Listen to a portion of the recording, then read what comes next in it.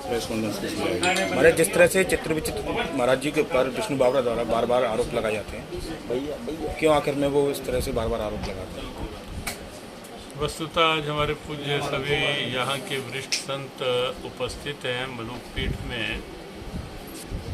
चर्चा सभी पूज्य संतों की पारस्परिक चर्चा भी हुई और उसमें यही चर्चा में निष्कर्ष निकला कि 2.5 वर्ष हो गए आदरणीय रसिका बाबा जी को गोलोक धाम प्रस्थान किए। 2.5 वर्ष के पश्चात अब ये एक आरोप नया लगा है। कितने समय के पश्चात ये आरोप कि इस रूप में चित्र बिहारीदास और विचित्र बिहारीदास दोनों ने मिलके ऐसा कोई किया है षड्यंत्र।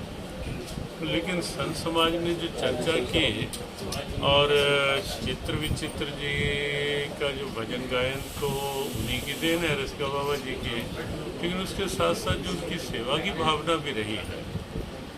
3-4 बार पूर्व में भी बाबा रसिका बाबा हॉस्पिटल में उन्हें शारीरिक कारणों से एडमिट होना पड़ा और सेवा में तब भी ये रहे। एक बार हम स्वयं भी हॉस्पिटल में उन्हें देखने गए तो ये तब भी सेवा में थे और बाद में भी सेवा में रहे। तो हमें लगता है कि इस आरोप में कोई ऐसा तथ्यात्मक भाव नहीं दिखाई दे रहा कि इसमें कोई तथ्य हो।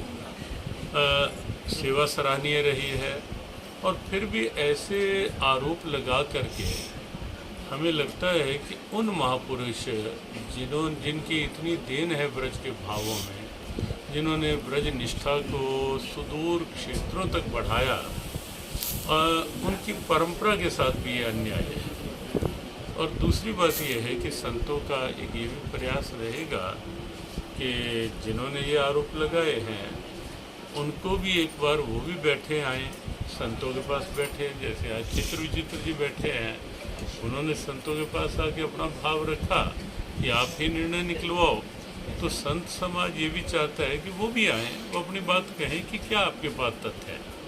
और यदि निरर्थक है सब तो फिर इसको समाप्त करके सद्भावना से अपनी गुरु परंपरा को आगे बढ़ाना चाहिए। उन्हें भी ऐसा चाहिए। और चित्र विचित्र जी तो हर स्थिति में तैयार है।